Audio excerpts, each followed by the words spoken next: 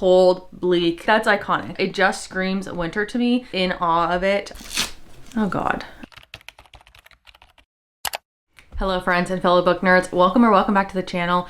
Today I am going to be talking about some cozy winter book recommendations. I recently did a video of Christmas specific Kindle Unlimited books, but as I was looking at my shelves recently and just kind of thinking about my TBR for past Christmas in the bleak, cold winter months, I just saw a lot of books that I knew that I wanted to recommend, some of which are my favorites, some that I'm really excited to read this winter. All of these books have some kind of winter, snow, cold, bleak vibes. So the first book is one that I have not read personally, but that I am absolutely going to be reading in January. This is The Winter of Our Discontent by John Steinbeck. One, it's a shorter book for a classic, and two, I recently read East of Eden. Was it this year? I think it was. This May or June, this summer, I read East of Eden, and it was one of my absolute favorite books I have ever read. I was in awe of it. I was obsessed with John Steinbeck's writing. I also have read The Grapes of Wrath and Of Mice and Men. In high school, I don't really remember them as much. I would really like to reread Grapes of Wrath because I do remember being so enamored by John Steinbeck's writing of specifically American culture. This explores the cultural malaise of the 1960s and its far-ranging implications, social, familial, and personal. He just does characters and themes of like morality and just and right and wrong and family so like poignantly that I just really am wanting to get to this one. So let me know if you've read it, but I think obviously, as the name suggests, this would be a perfect winter read. This next one is a personal favorite of mine, and I couldn't not include it on a list. It just screams winter to me, even though I don't believe that I read this in the winter, but this is Donna Tarte's The Secret History. The main murder plot point of this book takes place during a heavy snowfall, and it's such an integral part of the scenery and the plot. This is just so winter to me. One of the main characters in this, one of my personal favorite characters in this, last name is also Winter. This is perfect to read slowly at night with candles going, with a cup of tea. It's so atmospheric. It's so eerie. The characters are just so interesting. This is, in my opinion, a modern classic, one of my favorites of all time. I just recommend this to literally anyone that will listen. This is essentially a dark academia set in a very academic setting, but it's also very like psychological as well. And I just think that this is the blueprint for dark academia. You essentially open the book up with a murder and the rest of the book is a flashback. It's just incredible. Next is another book with winter in the title that is high up on my priority list for this time of year. I just haven't got to it yet.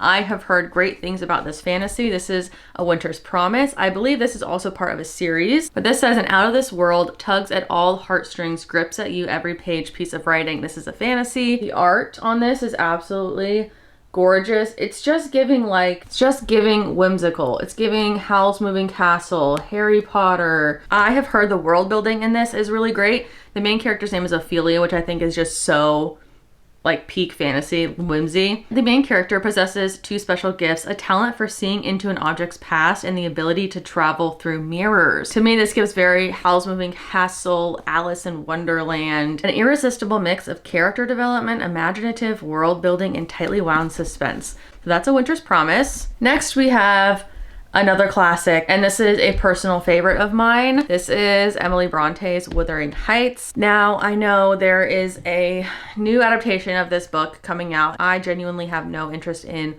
watching it. I'm so sick of Hollywood casting the same people in everything. I am not interested in that. This is Emily Bronte's only novel, and I just feel like that's so interesting. Like, this was such like you just knew you created perfection and you just stopped. And I think that's iconic. This is a very dark, disturbing, gothic classic. So this is set in like the dark, wet, dreary Yorkshire moors. This is the story of Catherine and Heathcliff. If you've ever heard of like a Heathcliff archetype, like the very typical, just like brooding, mysterious man. So Heathcliff and Catherine are very much like, they are driven, insane, and are so enthralled in their obsession and love for each other that it just spirals into places that you know, are not healthy. It essentially is like the dark side of romance. Think of this as like a classic dark romance. Not the spice that you would think of with a contemporary dark romance. The one that's so just like twisted and depressing and toxic that you just kind of can't stop. Remains one of literature's most disturbing explorations of the dark side of romantic passion. Heathcliff and Cathy believe they're destined to love each other forever, but when cruelty and snobbery separate them, their untamed emotions literally consume them. Absolutely recommend this as a winter read. Even though I think it could have the potential to send you into a little bit of a spiral, a little bit of a seasonal depression episode. I just can't imagine reading this in summer or any other season and really getting the full experience. So that's Wuthering Heights. Next, we have a kind of historical fiction I have not read yet, but I love this author, and that is Kristin Hannah. So this is The Great Alone. This is about a family living in 1974 Alaska, where the patriarch of the family has returned from Vietnam and obviously is dealing with a lot of trauma surrounding that, and comes home a very different person than he was before. So basically they're preparing for a very scary time. Resources are scarce. It's about to be cold. You know, they don't have electricity in their off-grid cabin. You know, this wife's husband is kind of just, his mental state is like deteriorating as the days go by. They have a child. They just are having to navigate that hardship. And that's something that Kristin Hannah just does in all of her books. No matter what type of character arc or character dynamic there is, she just writes about like people getting through hardship, people overcoming life's obstacles, you know, and obviously things like love and relationships and how important they are. So this is one that I have not read yet, but I think it sounds like a perfect winter read, obviously, for the setting. And I think this is a gorgeous cover as well. Should get that sticker off.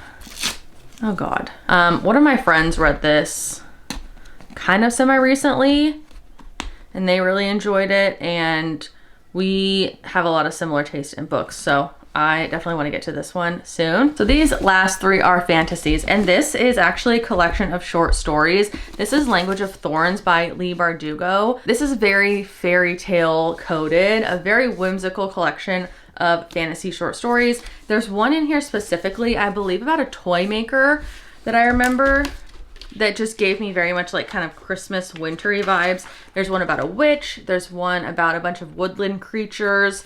I just think like the style of this and the just fantasy elements of this are very much perfect for winter. This was a 5-star read for me. And yeah, this one is the one that like gives me very like Christmas vibes.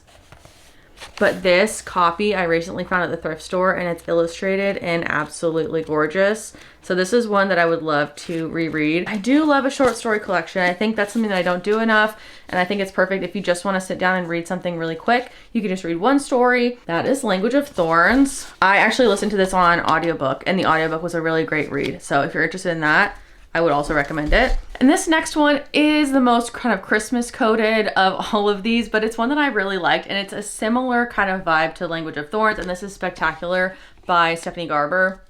Again, a really gorgeous illustrated copy here. Like come on. This one is basically a holiday novella. Takes place in the Caraval world, which I personally really loved that YA fantasy series. One of my favorite, I think, YA fantasy series that I have read, that plus the Once Upon a Broken Heart. The Caraval, you know, it had its moments where it was not super greatly done, but this for what it is as a holiday novella, basically it is like a holiday party in this very fairy tale, very magical, just think like over the top fantasy. It says, in need of a last minute holiday gift, some holiday fun, or holiday magic, head over to Garland Street, the greatest street in all of Holiday Land.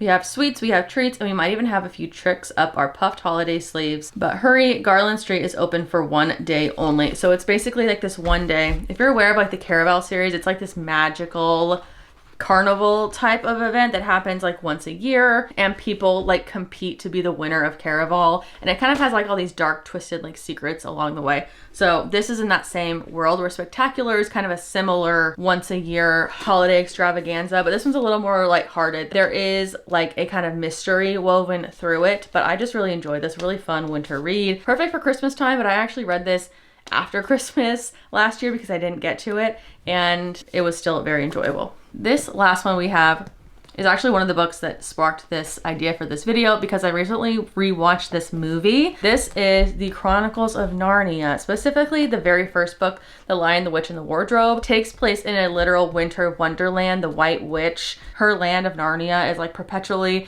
in snow, and she's like the ice queen. So it's all very, very wintry. I love this version of this that I have. So this is actually like a collection of all of the stories by C.S. Lewis. This one basically says that C.S. Lewis wrote The Magician's Nephew after The Lion, the Witch, and the Wardrobe as like a prequel.